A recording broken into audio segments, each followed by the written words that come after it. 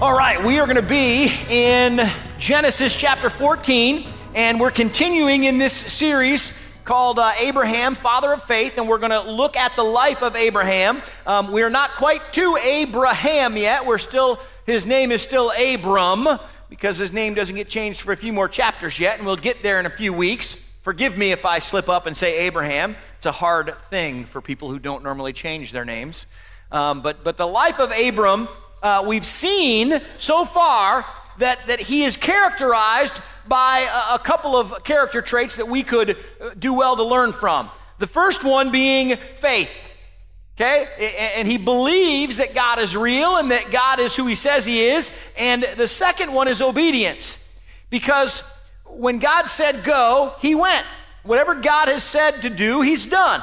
And early in the story of Abram, we see faith and obedience being lived out, and it's turning into blessing.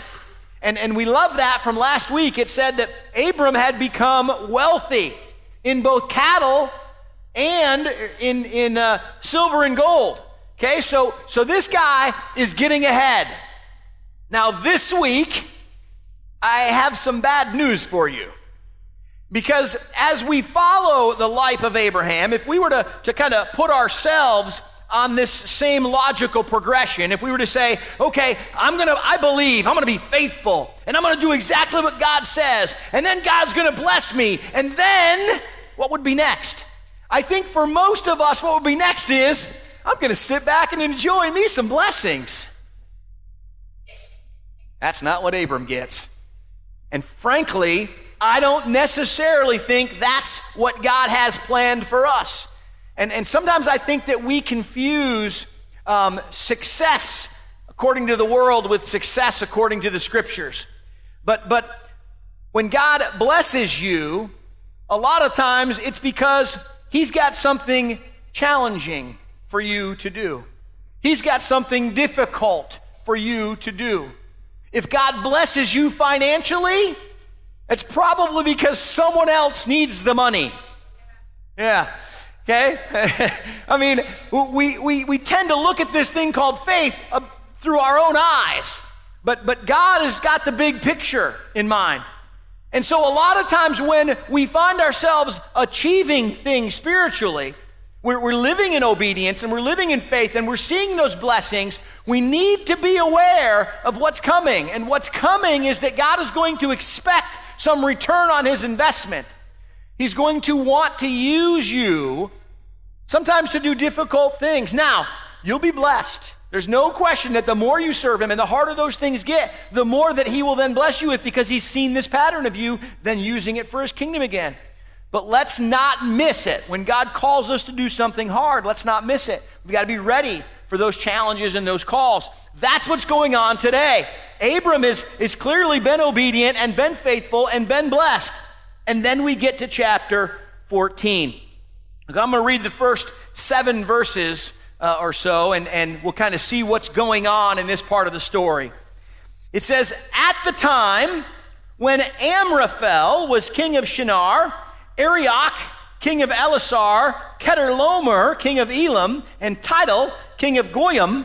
By the way, if you're ever reading these Bible names and you don't know how to say them, it's okay. No one else does either. So you just plow right through them like you know what you're doing, and people will be like, wow, he's read the Bible before.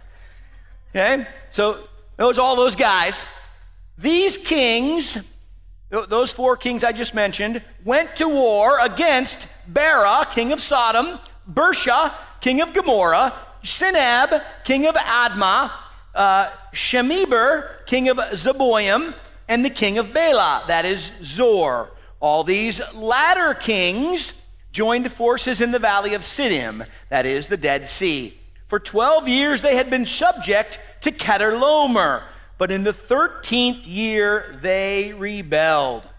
And in the 14th year, verse 5, in the 14th year, Kedorlaomer and the kings allied with him went out and defeated. Now here's a whole new list of people.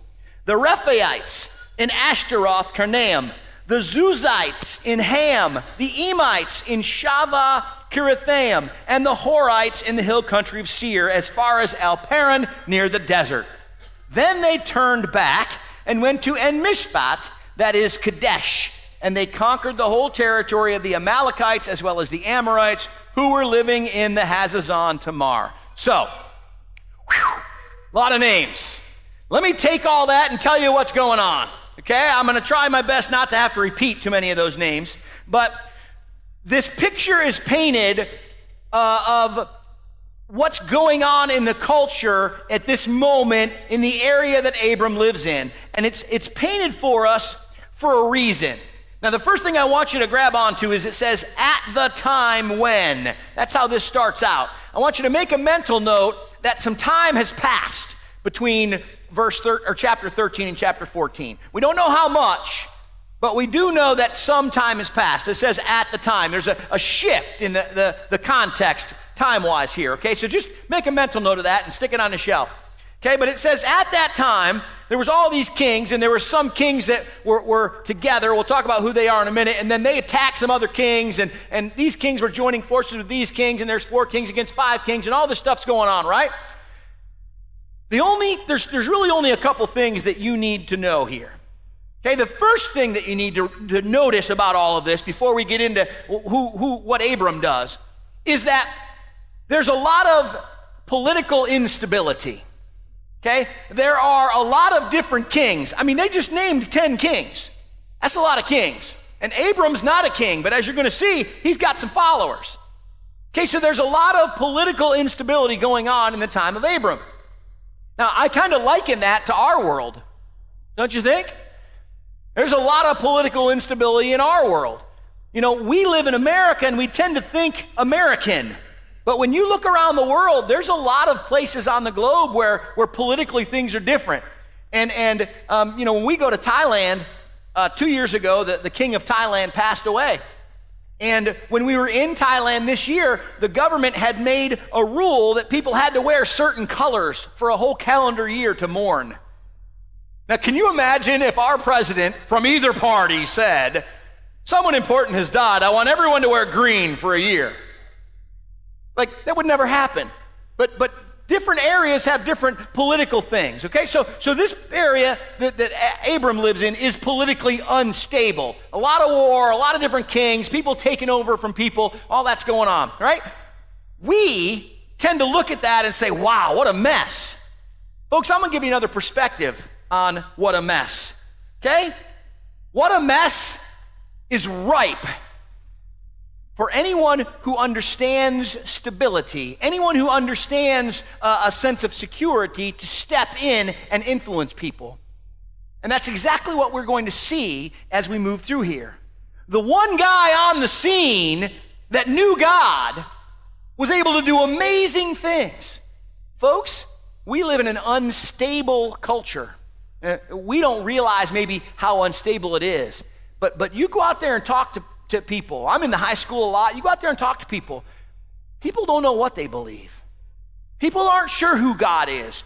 I spent an hour with some kids this past Friday morning. I was with some kids, and we were talking about the course that they're trying to plot for their life. And I know it's hard for you to believe, but eventually I got around to talking about Jesus. And they were like, kids were just openly, I don't believe in God. I don't know what that is. I've never been to church. I don't know what I think. That's unstable. That is emotionally and spiritually unstable. Folks, sometimes we look at that and say, we got to stay away from that. No, we don't. We've got to dig in, because instability is spiritual opportunity. And this is what we're going to end up seeing as this mess that is the politics of the day. Abram is able to just literally take over.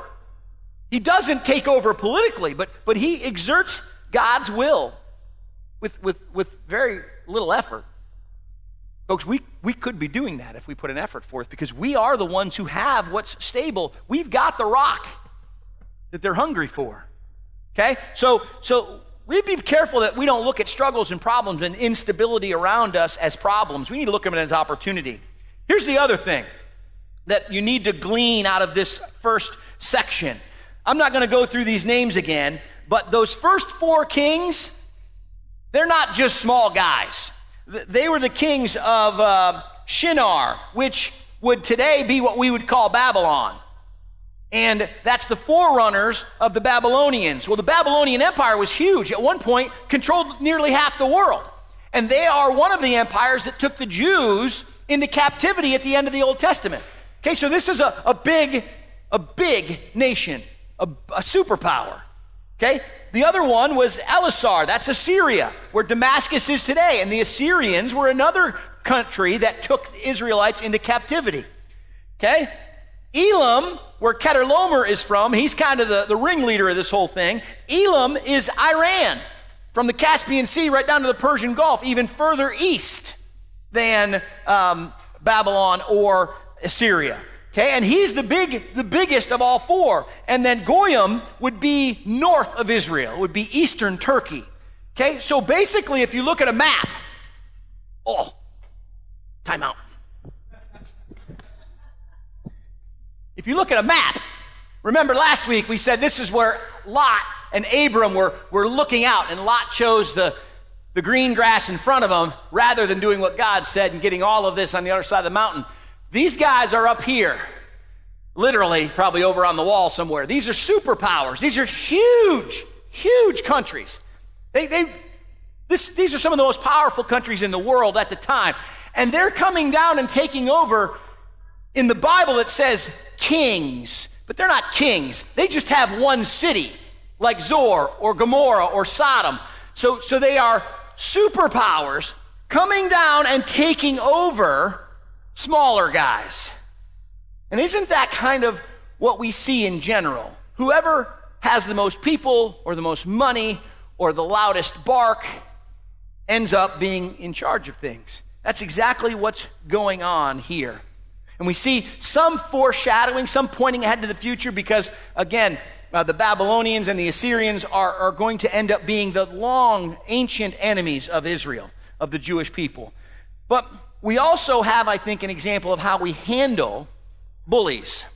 Because these guys were bullies. They came right down the coast and just took what they wanted, took who they wanted, took everybody's money. Okay? In Jesus' time, in the New Testament, Rome was the bully. Rome would come into a city and they would say, okay, you can either be Roman or we're going to kill you all. What do you think? And they would say, we'll be Roman. And they would say, okay. And they'd leave a couple of people and a provincial governor, and then they'd move on to the next city. That's how the whole world became Roman. They were bullies, okay? We have the same types of people in our world today. We have people telling the church, you can't say the things you're saying. You can't believe the things you're believing because we don't believe it. How do we handle it? How did Abram handle it? We're gonna see in a minute. But in general, we get a picture here of how we stand up to those kinds of things. And what we've already discussed about Abram, faith and obedience. Okay? God said it, I believe it, and that settles it. If it's in here, that's where we stand, period. Well, that doesn't set well with what? I don't care. I don't care. Folks, I believe wholeheartedly that in my lifetime there'll be a time where we as Christians may be imprisoned if we preach Romans 1. I'm preaching it first day. I'm sorry, you'll have to bail me out. You got my back, right? Okay. It's coming. We stand on what God says. And that's what Abram did. He wasn't hiding, okay? He was right where he was supposed to be. Remember, last week, Abram gave Lot a choice and said, you can take the green grass or you can take the mountains. Well, Lot saw the green grass right next door and said, I want all that, and he ran for it. And Abram went where God said in Hebron and then had a view of all of this green grass, okay? So Abram is where God wants him, and Lot is not. And this is this side of the river, of the Jordan River and the Dead Sea. This side over here kind of symbolically is not God's. And this side is God's. So you're on God's side or you're not on God's side. Well, when we read verses 5 through 7, which I already read, it says that the superpowers, basically, they came charging right down this side of the river and took over everything. No problem. Yep, and they would have no problem because evil begets evil. And ungodly things beget ungodly things. And when they came down that side, when people press on us about things that, aren't godly, what does the culture do? Just absorbs them right up. I remember when Madonna came out in the 80s, and I was watching MTV because I was 12 at the time, and people were like, look what she's wearing. What's happened in 25 years since then? People who wear that to school would fit in the dress code. Like, it's now, things just keep getting more and more and more and more and more provocative because that's our culture. So evil, no problem. No problem. Superpower evil, just chewing up all the little bad things as they go. Okay? Easy. And the size of the yuck is growing and growing and growing and growing. That's what's described in 5 through 7. They come down the coast, and it's just getting worse. All right, so let's go to verse 8. Verse 8 says, Then the king of Sodom, the king of Gomorrah, the king of Admah, the king of Zeboim, and the king of Bela, that is Zor, marched out and drew up their battle lines in the valley of Siddim against Kedalomer, king of Elam, Tidal, king of Goyim, Amraphel, king of Shinar, and Arioch, king of Elasar. 4 kings against 5. Now the valley of Siddim was full of tar pits, and when the kings of Sodom and Gomorrah fled, some of the men fell into them, and the rest fled into the hills. The 4 kings seized all the goods of Sodom and Gomorrah and all their food. Then they went away. They came, they took their stuff, and they left. They also carried off Abram's nephew Lot and his possessions, since he was living in Sodom. Now, I read this and I tell you this part of the story, and I want you to think about one thing, okay? Where are they? Because remember that Abram is right here. He's in Hebron, okay? And this is in God's provision, okay? This is safe inside God's land. And the superpowers come down, and now, right here at the X, that's where they are. Okay? Now, I want you to, in your mind, remember that this map represents not God, God. And the evil things come down here. Now, as the church, if we're in Hebron, if we're Abraham, what's our reaction to this? Folks, I'm going to be honest with you. I think there's a metaphor being played out in this battle scene, okay? I think that sometimes we as the church would look at this and think, so what? So what if things are getting worse in the world? It doesn't affect me. I don't do it. I just isolate myself. I only hang out with my holy friends, and I don't care what they do. Let them all kill each other.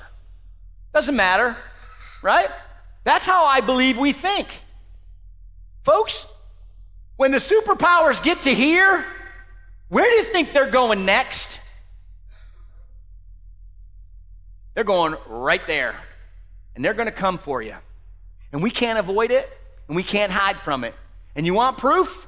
The proof is that the church is dying a quick and steady death. There are fewer and fewer and fewer Christians in this country. There are fewer and fewer churches proclaiming his name. And whether we like it or not, our children are being picked off like wildebeest trailing the herd by the devil. That's what's going on. Christian families are losing people to the world. Okay? He's coming for us. And if you think that we're going to hide in this building or in our holy huddle, or we're going to circle the wagon to be able to withstand the superpowers, you're wrong. And the proof is in what's going on as we look around us. Okay, so this is the setting that we have.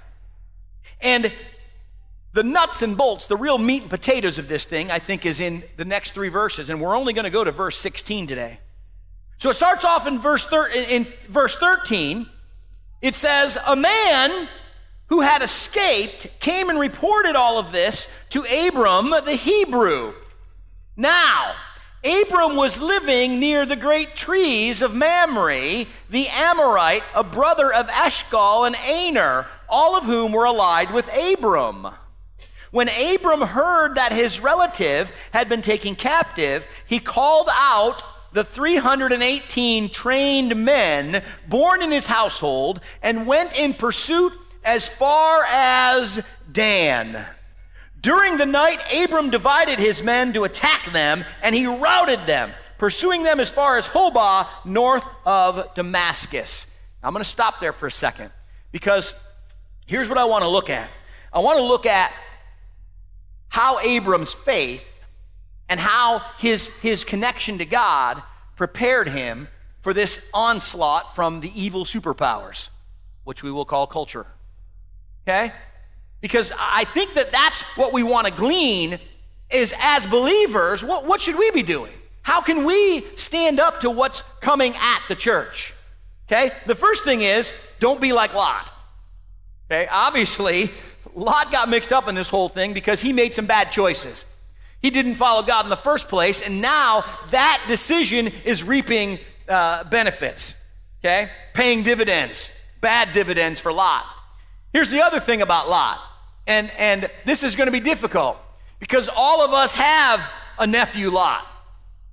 And what Abram does not do is say, you know what? Lot made his bed, let him lay in it. That is tempting, isn't it?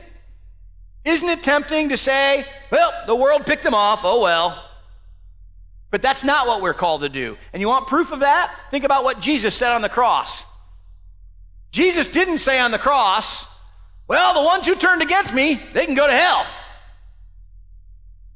What he said was, forgive them, Father, for they know not what they're doing.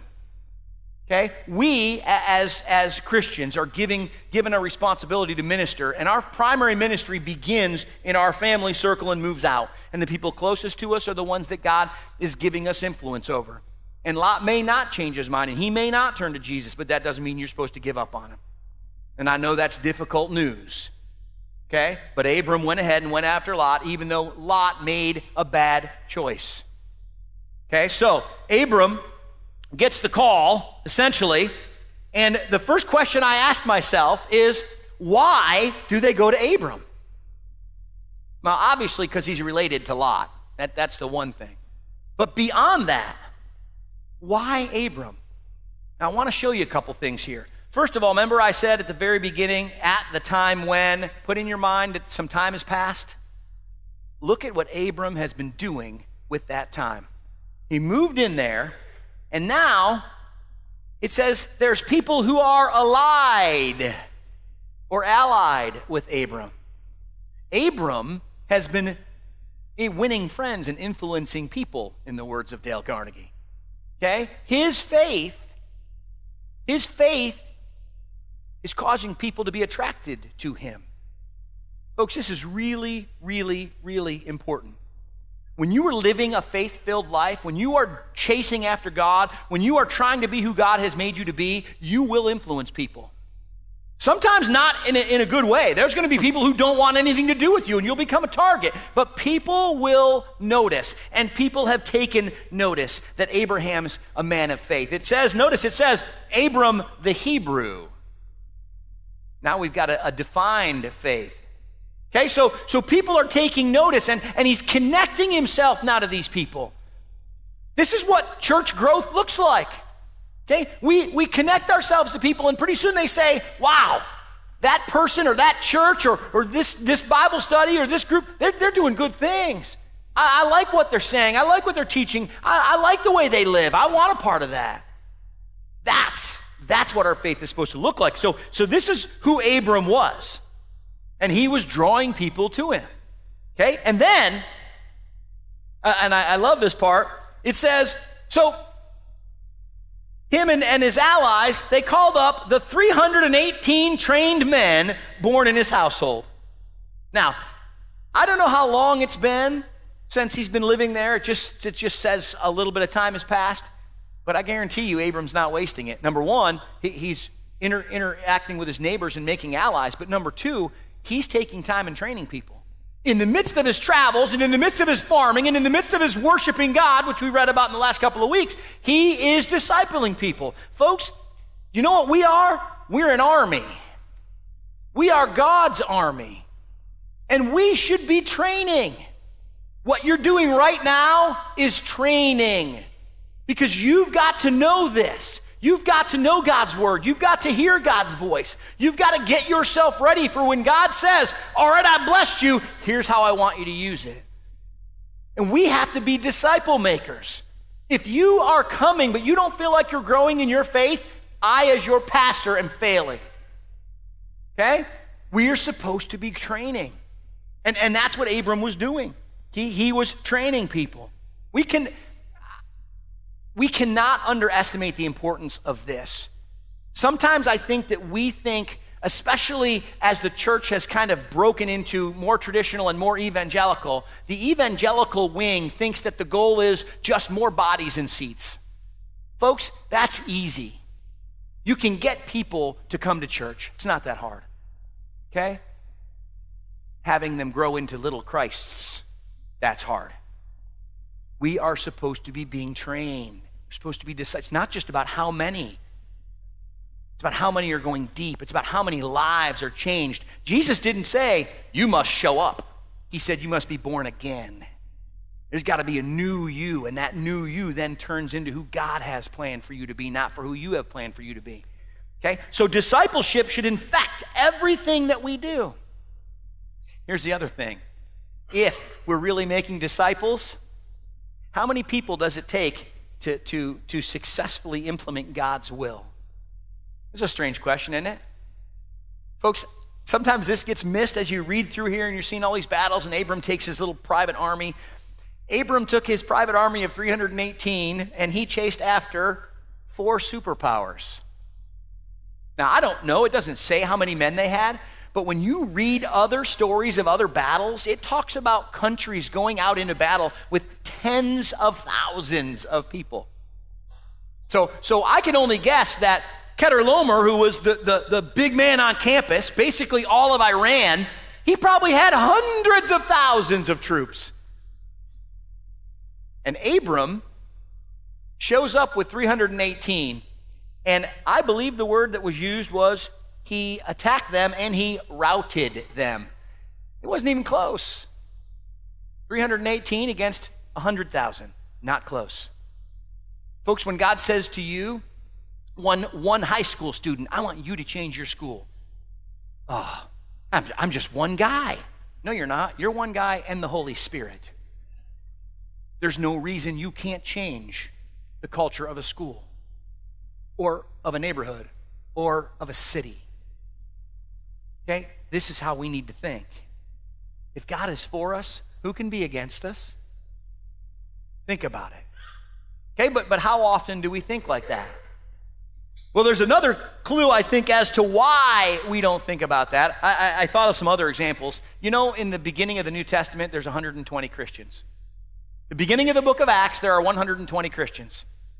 Okay? Pentecost happens, a couple thousand people come to Christ that day. By the end of the book of Acts, the whole world is Christianized. There's millions of them. 2 generations. And frankly, 12 guys who were not qualified for the job. True. Okay, that's what we can do. Now, here's one last clue as to how we do that. Okay, it says, during the night, Abram divided his men to attack them, and he routed them, and he pursued them. Kind of cool, right? Folks, Abram is a shepherd. He's not a soldier. Nowhere ever yet has it said that he was trained to be a soldier. So where did he get that gift? Stop and think about that for a minute. If God calls you to something, he will equip you for it. Now, I know for a fact that the idea for a lot of people of sharing your faith, of witnessing to someone, is terrifying. But if your coworker, you're having a conversation with your coworker, and your coworker says, you know, I've really been thinking a lot about God, and I've actually read the Bible, and I think it's all true. I don't know what to do. What do? A, call the pastor. B, lead them to Christ. I'm just going to tell you it's not A. I don't know them. You do. God just opened a door for you to lead someone to Christ. What are you going to do? You better lead them to Christ. Now, I don't want to put any undue pressure on you. God is very good at ministry, and if you mess this up, he'll put someone else there to do it. Someone who wants to know him. He's not going to miss him. But folks, God gives us big jobs. He gives us important jobs. People matter. And at that moment, he will tell you what to say. You're sitting here in this room, you know what to say. You know that Jesus died on a cross for you. You know that we're all sinners, and without that forgiveness, we can't get to God. And if we accept that and we turn away from our sin and turn towards God and follow him, we're going to be in heaven. You know that. You could tell that story. That's it. Take that confession. Have me redo it if you think you messed it up. But step through that door that God opens for you. He will equip you. He'll give you the words, the thoughts. He'll give you what you need to get you where he wants you. But we've got to be willing not to just take on the blessings of God and be comfortable, but to do what he calls us to do no matter how difficult. That's what we see in Abram's life.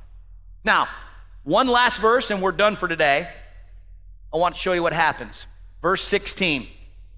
Abram, 318 guys against superpower. Abram, it says, he recovered all the goods and brought back his relative Lot and his possessions together with the women and the other people. Folks, quite simply, when Abram stepped up and did what God called him to do and equipped him to do, people got saved. That's it. Lives got changed. We look around and we see all the people who are hurting and all the people who are in trouble and this mess this world is. We're the solution. If we keep our eyes open and our ears open, when God says, be here and do this, and we do it, people's lives will change. That's as simple as it gets. It's the whole purpose, okay? Abram had to intervene in a war. I don't know what God's going to call you to do, but I know that if we are living in faith and being obedient when God calls us to step up, if we do it, he will honor it. He'll give you what you need, and people's lives will be better. Let's pray. Lord, we just thank you. We thank you for loving us. We thank you that you give us everything we need to serve you. And Father, I know that you're going to challenge us and you're going to use us for big things. And Father, when it happens, I pray that we listen to your call. I pray we answer your call. And I pray that we step up, Lord, and intervene for the people in this world, the people around us who need the truth of the gospel. And Lord, when we do that, I pray we don't fail to give you glory. We just thank you. Thank you for calling us and for serving us and for equipping us and using us. We praise you in Jesus' name.